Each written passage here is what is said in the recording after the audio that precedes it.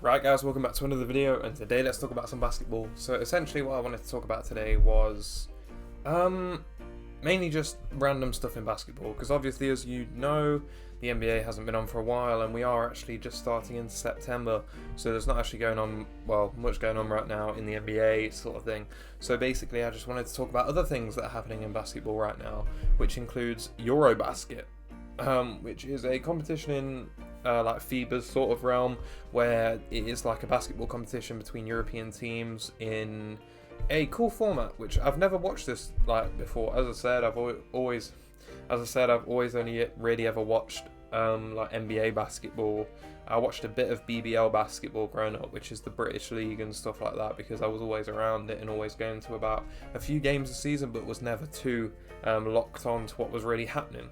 But at the end of the day, this is the first like competition that I've watched. I've watched some of the like World Cup qualifiers and stuff like that, and a lot of the friendlies going on around this. But this is the first time I've really got into European basketball.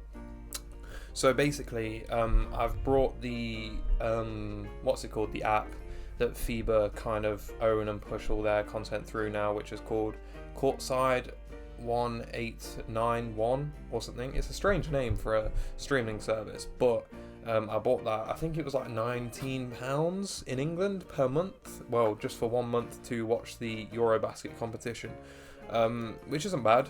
It's like 18 days of just pure basketball, which isn't that bad. I'll take it. There's so many games on. Today I think there's been about 7 or 8 games on, like after like today. So far the teams that have played are Spain versus Bulgaria, which I watched. Spain won that quite convincingly. It was kind of an easy win for them. Really good players on that Spanish team and really good game plan execution. I was really impressed with that. Bulgaria had some promising players, but the team wasn't great as a whole. Then there was also Bosnia versus who was it? Oh no, I've forgotten. Hungary, I think it was. I think Bosnia won that game as well. That was a closer game. I watched the fourth quarter in that one. And now Turkey are playing as well versus Mongolia, I think it is, or Montenegro. I can't remember, but Turkey are playing now as well. And later Slovenia are playing versus Lithuania, I think. There's a lot of Eastern European teams which are notoriously very good at basketball. We've seen this with players like Luka, who I'm really excited to watch in the game coming up later versus Lithuania. You got Jokic playing for Serbia. You've got the Giannis brothers, all three of them playing for Greece, which is going to be fun. Then you've even got Great Britain, who are competing, or meant to be competing. We'll see how well this team competes. I'm not sure. There's a few Leicester Riders players on it, which I'm quite excited about, because I actually know who they are. A lot of them I don't really know who they are, but we'll see that and see how well that goes for Great Britain.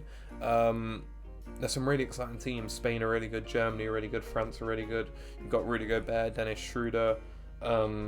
It's a shame about Gallinari, especially for the Celtics as well. This is another thing. This is basically just a rant video on European basketball, essentially. It's a shame that Gallinari got injured for Italy, being as one of the host nations for Eurobasket this season is Italy, where he could have won Eurobasket. The Italian team is good. Like, to be fair, it's quite good.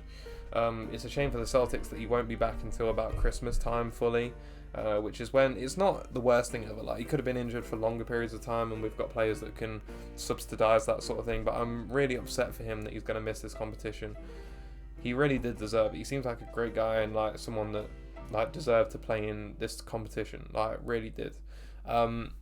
In my opinion, I obviously haven't watched these teams as much as other people have, but I don't know.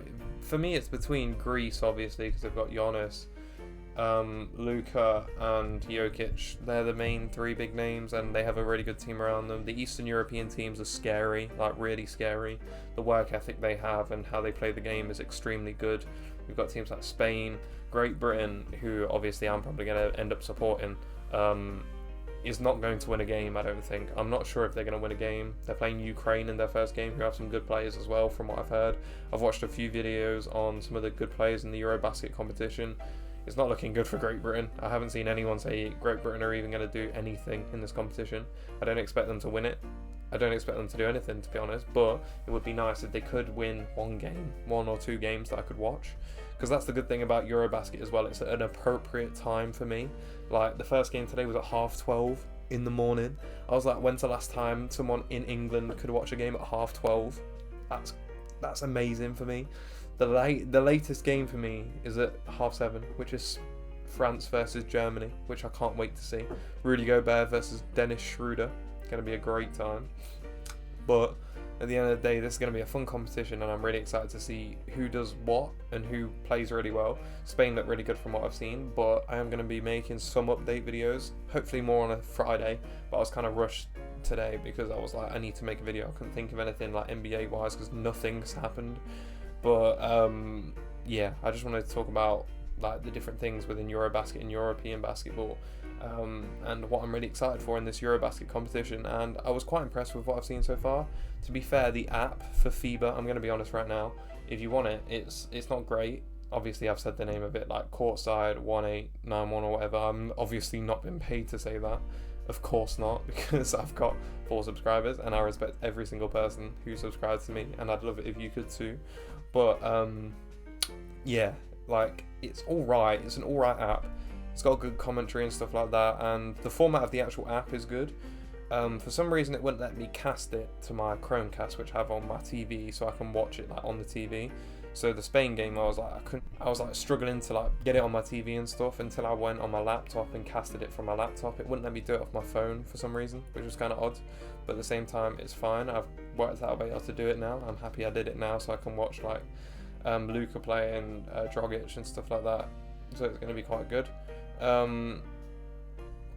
But yeah, we'll see what happens there, and we're going to watch a lot of the European basketball games. So I might do some reviews maybe once a week, or maybe more than that if there's nothing going on in the NBA sort of situation, and I'll see how well this video does. But we'll see what happens. And this is just my first review. I've never watched a Eurobasket competition or much European basketball in total. So I'm going to see who the good players are. Gonna probably write a list of my top players and top teams to watch out for in the next stages of the competition, and we'll see what happens there. But if you have liked this video, guys, please like the video and subscribe to the channel. Thank you so much for watching. I really do appreciate you. Thank you so much.